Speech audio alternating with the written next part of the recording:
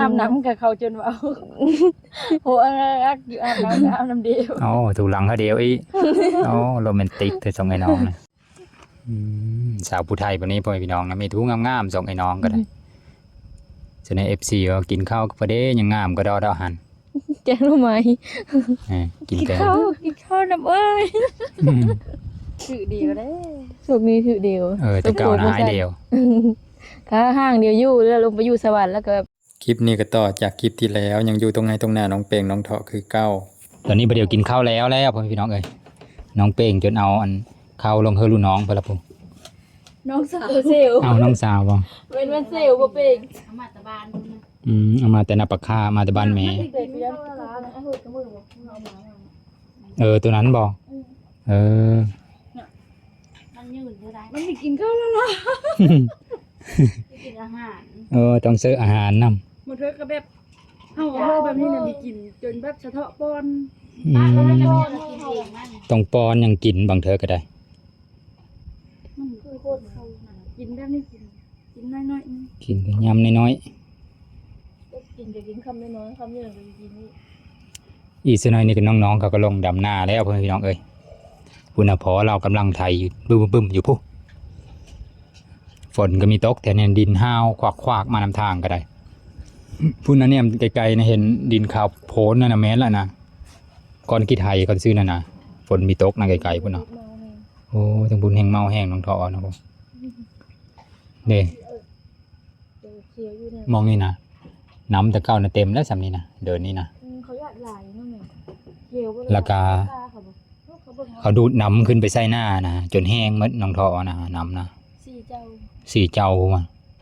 แห้งจนจนหาเก็บหอยได้น้องเป่งเขาพี่ลึกดิอันนี้แบบมันมีท่วมจะเกิดปากก็ได้น้ำยังมีทันโทมปลาไม่ได้ขึ้นให้ขึ้นหน้าก็เลยน้ำแห้งกับเก็บปลาไม่ได้น้องเป่งเขาแห้งเมื่อละตายเมื่อเขาที่ดำแล้วก็เริ่มเหี่ยวแห้งเริ่มจะตายละตายอันนี้ตายอันนี้นี่หวานก็มีตายอันนี้ตายนี่เลยฮะตัวนั้นก็นักอยู่กลางนั่นก็ขาวๆได้ก็เป็นบนขาวบนปุ่มอันนี้คือทงให้ทงหน้าบ้านเบงใส่เมืองอัศพรแขวงสวรรณเขตเด้อแวะมาดินนำน้องเป่งน้องเทาะพอเห็น FC กระถามหาว่าไปดินนำน้องเป่งน้องเทาะไปถ่ายคลิปน้องเป่งน้องเทาะให้เบิ่งแน่เพราะว่าบ่เห็นน้องเขาลงคลิปหึงแล้วก็เลยมีโอกาสได้มาเห็นน้องเขาดำให้ดำหน้าพอดีไปเชื่อทอบันนี้เอาละเชื่อที่ยังเดือดสบายดิเอาเนาะเริ่มลงแล้วไหมแม่ก็เริ่มลงแล้วนี่เริ่มลงทางหญ้ากันหน้าหรือว่าตัดปลายกาทาก็มีเอามีดนะแม่เอามีดเอามันเฮาบ่เอาสมีดมันคักกว่าสบายดีน้องทั้งสองคนสบายดีผู้เลิศซื้อในเลิศเป่งเด้อเถาะเด้อน้องเถาะได้อายุเท่าไรละอายุ19 ปีแล้วน้องเถาะน้องเป้งได้สั่ง17เอา18บ่มื้ออื่นนี่ก็18วันที่24นี่ก็18บ่แม่นบ่17เต็ม24 7บ่ตอนนี้ยังบ่เต็มเนาะตอนนี้ยังบ่เต็มตอนนี้ยังบ้องอยู่ตอนนี้แต่กระโตนเต็มแล้วกระโตนยังแต่อายุน้ำหนักแต่เลยยังว่ากระโตเต็ม60เทาะได้สั่ง53อะไรคือว่าเทาะตัวเยอะกว่าฉันเนาะเนี่ยแต่กระโตค่ะเบาๆนี่คันว่าเฮาเตะนี่กระตุยแล้วอันนี้มันสูงเด้มันสูงกว่าเนาะน้องเป่งสูงกว่าก็เลยคือไม่ได้ตุยสมโซนพอดีไอ้ว้าวเจอพอไปขาดอีแล้วบ่ยังอีจังเหอกระดำมื้อนี้นะสำหรับมื้อนี้นะนี่นะเฮ้อนึงกับเฮ้อกำลังขาดอยู่เพราะเฮ้อนึงกับเฮาดำตอนเช้านี่ก็ยังเหลือถึงนึงเนาะโอเคตอนนี้ละน้องเทาะละเซ็งแล้วมัดเนาะจบม.7 แล้วเย้ดีใจภูมิใจอ้าวอย่าเอาไปหาทำงานกัน ได้มาเป็นลูกชาวนาเต็มโตก็น้องเป้งเว้านะ เพราะปกติแบบเฮาเข็นหันเข็นนี่เฮาต้องแบบเสื้ออาชีพอาชีพนักเฮ็ดวันนี้สะเทาะก็ได้เสื้ออาชีพเฮ็ดนา เป็นพี่สาวหน้าอะไรบัดนี้ สิหาทางไปได้บ่นี้ น้องเป้งนี่จะเห็นจบพี่เลยน้องเป้งมเลอ จบม จบม6น้องเป้งน้องเทาะแล้วจบม7จบมปลายแล้วบัดนี้จบละถามเรื่องซ่องก่อนเฮ้ย FC ถามมาเป็นพี่เลอคือไม่ได้ลงซ่อง คือไม่ได้เขินไหวแล้วซ่อง YouTube ซึ่งโตนะ หายหน้าหายตาไป6เดือนละของเฮา อ๋อ เฮาก็มัน3เดือน4เดือนละ 2 เดือนกว่า3 เดือน มันเป็นพี่เลอ มันแบบที่ปิดการสร้างรายได้ คือปิดแบบทุกๆต้นปีเลย อื ปิด ม การสร้างรายได้ปิดการสร้างรายได้แล้วแบบเฮาถ่ายก็มันก็บ่ได้เงินนะมันก็ลงได้ปกติ เราก็เลยหยุดถ่าย มันก็เลยหยุดถ่ายจนแบบ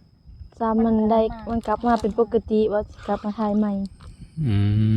ตอนนี้ก็เลยเห็นหน้าท่าเนาะโดยไม่ได้ถ่ายคลิปให้พ่อแม่พี่น้องเบิ่งเลย ก็เลยหายหน้าหายตาไป จน FC ถามหาเฮ้ย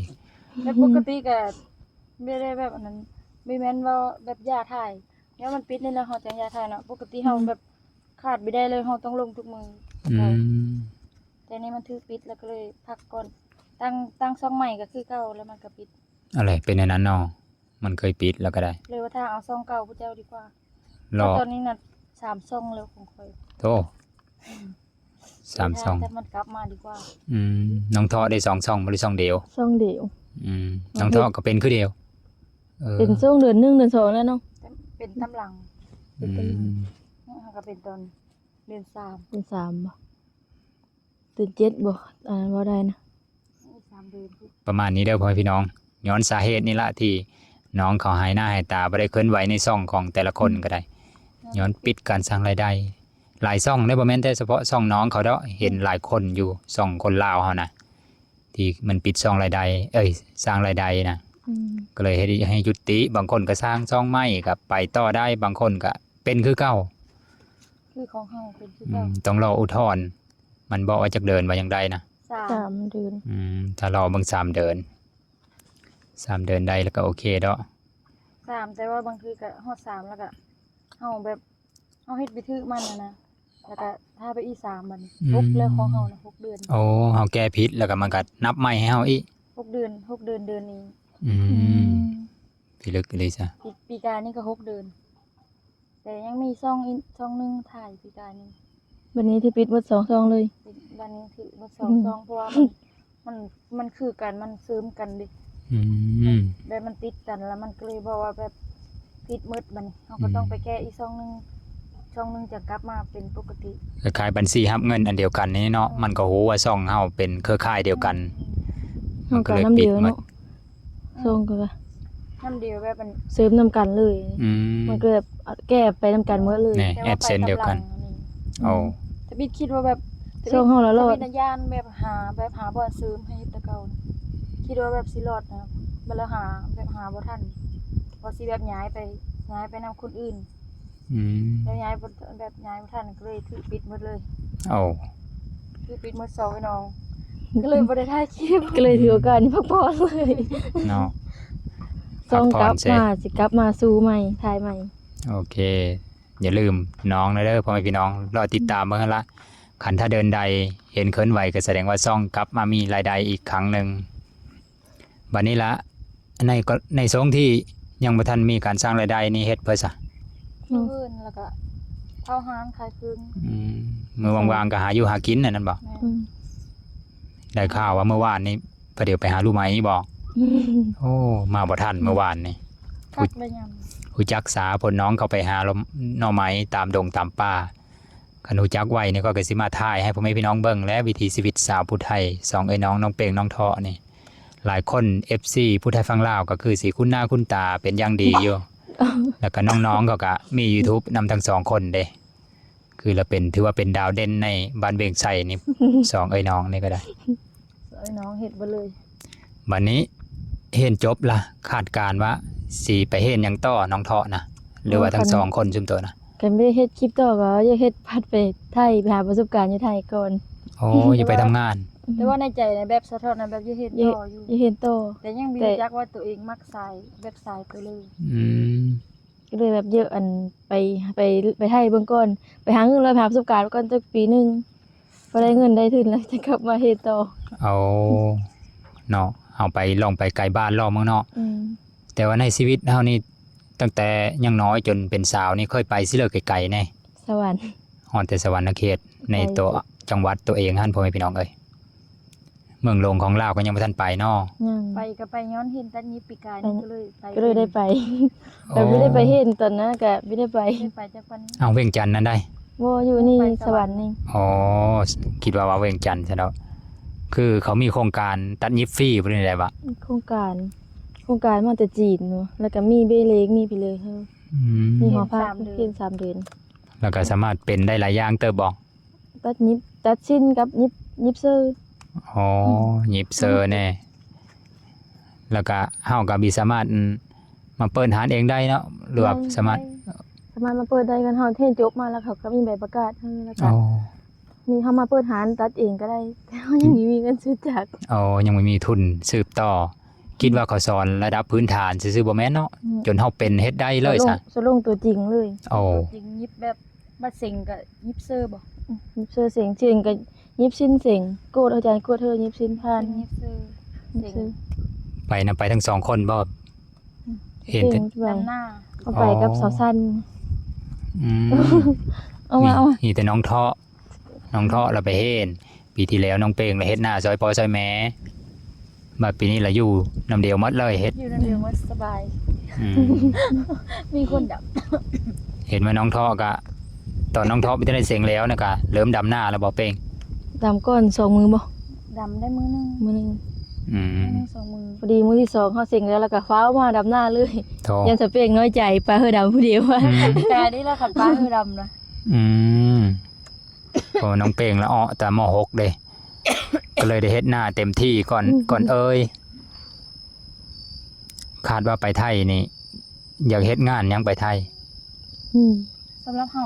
เฮ็ดงานบ้านก็ได้พอง านบ้าน เฮาเฮ็ดแบบเฮ็ดงานบ้านได้เฮ็ดกินเป็น อืม เฮ็ดกินเป็น วัดเฮ็ดงานบ้าน ก็ได้เฮ็ดงานอื่นเลยอย่างเงี้ยได้บ่ แบบงานบ้านบัดเฮาแบบมันได้คือได้ประหยัดเนี่ยว่าอยู่เฮือนนํเขาเนาะ อืม คันเฮาไปช่วยเบสงานแบบเด็กเสิร์ฟไปงานอยู่ร้านอาหารผัดบางทีแบบ เซาห้อง ห้องสาวเข้าซื้อแบบนี้ ได้จ่ายค่าห้อง อืมอันนี้ล่ะเฮิ่นก็อยู่นอนนำเขาหั่นกินอยู่นำเขาหมดเงินเฮาได้เท่าใดก็มีแต่ไปซื้อเครื่องสำอางหรือว่าซื้อแนวเฮาอยากกินพิเศษจากที่เขาบ่มีให้เฮากินนั่นเนาะไปเที่ยวเล็กๆน้อยๆหาประสบการณ์คือว่าหั่นแหละดีแล้วจ้ะเดี๋ยวจะน้อยนี้แล้วให้แล้วหน้านี่ก็เริ่มเฮ็ดพาสปอร์ตบ่ตอนนี้เขาเฮ็ดพาสปอร์ตอยู่ลาวเฮาอยู่แถวบ้านเฮาเขาจ้างเท่าเลยล่ะ 3,500คือว่าแบบมันบ่ได้โดน อ๋อ แบบประมาณเดือนหนึง เดือนหนึง 3,500โดนดิ โดน 6,500 โอ้โดน 6,000แต่ว่าเดี๋ยวนี้ 6,500 6,500โดนนะจังมือนะ 3 มื้อเห็นเขาว่า3มื้อได้3มื้ออาทิตย์หนึงประมาณนี้ บ่ บ่ เกินทิศละมั้งเนาะ คือสิบ่เกินที่ โอ้เฮ็ดเหล็งโดน แต่เกือบหมื่นผู้6,000 6,500 อืม ปีไกลนี่นะ6,000 กันก็เฮ็ดเอ็ดอันนั้นเอาเนาะเอ็ดบิโดนเอา อืม แล้วก็ไม่ได้ฝาไปเลย อืม เงินน้อย แล้วก็เอาเฮ็ดไว้เนาะเฮาก็หาลูกไม้ลูกมันหาอยู่หากินตามท้องไร่ท้องนาเฮาสร้างบัตรอ้อยังได้ไปไทยก็ได้ หาเฮ็ดเวียกอีสวรรค์ท่า อืมเฮ็ดเพื่ออยู่สวรรค์พัด จักมันมีร้านสระผมนึงอยู่ลาวจะเฮาไปเฮ็ดสระนำ อ๋อเสริมโซยก็เป็นตัวน่ะ นั่ง เขา ว่า สอน ว่าเขาโซแล้วก็สิเขาสีโซนเฮอฟรี่แต่ว่าไปซอยเขาไปนี่ เขาก็ไม่ได้เฮือเงินแบบนี้ คือมือ50มือค่าน้ำมันมือ เขาก็ 50 ไม่ แล้ว ได้ ก็ จ้าง แล้วเขาก็สิโซน เขา ให้ ไม่ได้คน อ๋อนั่นอีกแต่ว่ากินอยู่นํเขา กินอยู่เอง เอาแล้ว เฮาก็ได้เป็นพร้อม อ๋อหาประสบการณ์อีกแล้วจ้ะหาความรู้เอาแล้วก็ได้ สะสมความ ว่า รู้ บ้านเฮายังบ่มีหาสระผม แน่บางทีเฮาไปไทยก็มีทุนเฮากลับอยากเฮ็ดอันเกี่ยวกับเสริมสวยนี่ก็มีเนาะมาเปิดร้านเองคันได้ทุนแล้วก็ได้ นี่ ต้องจังมื้อยังเปิดร้านเสริมสวยได้ซะ เจะเลยคือสิหลายเติบแล้วเนาะ ระดับ3ขึ้นไปบ่ มันจะประมาณนั้นบ่ อุป มาก ร ซื้อ ณ์ อุป เนาะ กรณ์นี่ คันถ้าซื้อครบ บ บอนนอนสระผมอี ติ่งเขาเอิ้นนั่นเลยติ่ง เด็กสระผม อืม ช่วงนี้ก็เป็นฤดูดำนาดำนาก่อนดำนาแล้วจังคิดว่าเยอะไปทางลือเพราะสะเทาะกับแบบเซ็งแล้วดิ อืม ได้ไปสิเด้ออยู่บ้านโพดกับเขาบอกหัน ก็เอาอีกแล้ว ยายเขา เขาเฮ็ดการเฮ็ดงาน อ๋อย ายเขาจบมาแล้วเตะฝุ่นอยู่บ้าน อ๋อ สาจุกทั้งหมดที่ ยันขอสาวขี้ค้านบอกอืมเป็นผู้สาวขี้ค้านนะอยู่แต่บ้าน ความจริงก็ดูอยู่บ้านก็เฮ็ดเวยอยู่ แม่นบอก อืมเอาเฮ็ดไว้เอิ้นที่ไว้ซ่านเฮาเนาะเฮาก็บ่ได้อยู่ซื่อๆเป็นแม่ค้าน้อยนำหารขายของซ้ำอยู่ในเฮินตัวเองหั่นสาวผู้ไทยปานนี้พ่อแม่พี่น้องนะมีทุงงามๆส่งไอ้น้องก็ได้จะใน FC ก็กินข้าวก็บ่ได้ยังงามก็ดอหั่น แกงหน่อไม้ กิน กิน แต่ ข้าวน้ำเอ้ย อืม ชื่อเดียวเด้ สุกนี้คือเดียว แต่เก่านะหายเดียว ขาห้างเดียวอยู่แล้วลงไปอยู่สวรรค์แล้วก็แบบมันคิดฮอดเดียวนั่นเลยละมันก็เลยแบบมีได้ทุกพี่เดียวมีแนวแล้วมีแนวผิดเนาะ โอ้น้องแต่เก่าละพิษเดียวตลอด ตามภาษาไอ้น้อง อืม เดี๋ยวนี้เราไประเบียบก็ซับหมู่รถไม่ได้พินเจอเลย อ๋อลองแยกทางเดียวแล้วเด้ว่าน้องเปงละลงไปอยู่สวรรค์หลายเดือนแต่บ่เปง ตอนเฮาลงไปเห็น3เตือนนั่นก็ดีเดียวตัวนั้นเนาะไม่ได้ผิดเดียวตั้งแต่ช่วงนั้นเนาะคิดว่าปก ก็นอ ติ นน้ำเดียวเลยเดี๋ยวนี้ อ๋อนอนน้ำเดียวอีกแต่เก่าแยกห้องบ่ เนี่ย ใหญ่ตั้งแต่หึงๆเนาะตั้งแต่เฮ็ดอยู่ประถมบ่ประถมม .1 มต้น อาบน้ำกับเขาจนว่าโหอักอยู่อาบน้ำเดียว อ๋อถูกหลังเขาเดียวอีกอ๋อโรแมนติกแต่ส่งไอ้น้องนะ เขาจนว่าพ่อแม่ถ้ากินข้าวอาบน้ำไปแล้วจึงเถอะ อืม ก็อาบผู้เดียวแป๊บเดียว โอ้ มันหึงน้ำเฮาโหเฮาลิ้น โอ้ หลาย เดี๋ยวเดียว โพ ไป ด นำบ่อาบน้ำกะ ที่เดียวก็ดีได้แบบสามัคคีนะดำหน้าไปแม้มีพาขึ้นเขาก็ขึ้นเสาไอ้น้อง โอ้นั่นน่ะ เดี๋ยวขึ้นตำลังแม่จังดอก ใครขึ้นเจ้าเห่าแบบนั้นมันก็คือไม่มีเอ้ยขึ้นนำ อืมมีหมู่ขึ้นน้ำเดียวแล้วเนาะคันถ้าขึ้นผู้เดียวก็จะแม่ว่าเฮาขี้การผู้เดียวเนาะ มันสองคนกันแน่ เสาคนแค่ในหายหายเสาคน กี่การมันสอง เมื่อกี้นี่ซุ่มโตก็คือขึ้นสาก็ดอกว่า12โมงกว่าๆบ่ขึ้นนะ 12โมง มาประมาณ8โมงมาเช้านี้มาสายก็เลยขึ้น12โมง อ๋อ อย่าเฮอมัน ดำสาแน่ ว่าเฮอมันแล้วเฮอนั่นผัดมีแล้วซ้ำ 7โมง7โมงไปแล้วได้ขึ้นแบบ11โมงครึ่ง โอ้มาเช้าเติบซะมาแต่7โมงพุ่นโลด มาตื่น6โมงดีกว่า7โมงว่ามันแดดร้อนแห้ง มาสายพระแดดฮอน คันมันมืดฝนตกมันดำหน้านะคักเลย อืม แบบเขาแข่งฝนเป๊ะๆนะ กันมืดๆนี่ฝนเนี่ย2โมงบ่ายโมงจะขึ้นก็ได้เนาะ แต่ก็นะมึงเท่านะจนฮอด2โมง3โมงขึ้นแต่ดำหน้าเกี่ยวข้า อื ว ม แดดแล้วมันเฮ็ดไม่ได้มันเจ็บหู แดดแล้วมันร้อนขนาดน้ำกระแฮม อืม กระปูก็จะอยู่ไม่ได้ โอ้กระปูจะหนีบ่ จนเหย้ากระปูกัน คันฝนตกแบบฝนตกลิ้นนะดำหน้านะคัก อืม เครื่องกระเปะ โอเค หนาวดำไปนำหนาวไปนำ นี่ร้อนโพด ตอนนี้เคยเราบอกเคยจะได้ดำแล้วนี่นะเราคาดแล้วเราบอกหรือว่าคาดแล้วแล้วก็มี คือคันแล้ว นี่เฮอเขาดำมื้อเช้ายังบ่เร็ว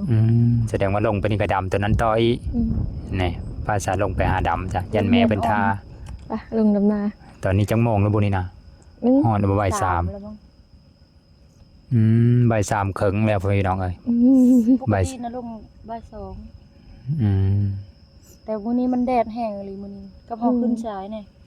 โย12โมงแล้ววัดว่าหาก็ขึ้น โทรหาใส่ม้อยเสร็จหามีผู้อ่านเอาแล้ว กำลังดำนาอยู่ อันนี้ว่า ดำก็ดำเอาหยังแดดนะ ระดับ สอดหน้าจักเถอะ เทงกว่าๆยังอยู่หึนอยู่โต มันก็บ่ได้เฮือนึงซ้ เฮ้ยใหญ่เติบซะ สำสา ำลำช้ามันหอน อืม ไทยตะกร้าลั่นก็ไทยพ่อลูกกามืดตานึงล่ะจังเคยอยู่แล้วนี่ อันนี้ก็ตั้งแต่บ่อนค่อยอยู่จนมาหาหน้าน้องเขานี่ก็ประมาณ25กิโลพี่น้องเอ้ยฮอดบ้านเบงไส่แล้วก็ออกมาพี่อีกเด้คันถ้าฮอดบ้านเบงไส่บ้านเบงใหญ่หั่นน่ะ19กิโลก็ฮอดบ้านเบงน้อยน่ะ20กิโลพอดี อืม ก็นับแต่พุ่นมาปีตีไป25ซะ คนโค้งทาง มันโค้งกลับ ทาง มา ลัดมาแต่นี่นั่นแป๊บเดียวก็ฮอด เป็นคนยังไงไว้ แต่อันนี้ผัดโค้งพี่ กับโอ้โหก็หลาย มัน ผม เป็นอันนั้นดิเป็นหน้ากลางแบบกลางทงแบบนี้เลย อืม ให้ไปหั่นกับบ้านนาคาม นี่ นาเล่า เป็นเขตบรรณคำนั่นเล่าแล้ว ข้างหลังก็บ้านเวงแบบนี้มันเป็นหน้ากลางเลยออกไปทางเลือกก็ไม่ได้ อยู่กลางหมู่ก็เลยต้องให้แล้วไว้เป็นพิเศษบ่ อืมกันแล้วซากะเขาดำตัน ก็ดำตันนั้นรถไถอ้อมบ่ได้อีก อืม โอเค เดี๋ยวพาพ่อแม่พี่น้องไปเบิ่งน้องๆเขาดำหน้าก่อนยังหา ไป เดินทางกลับเขาก็ได้ คลิปนี้ก็สำนี้เด้อ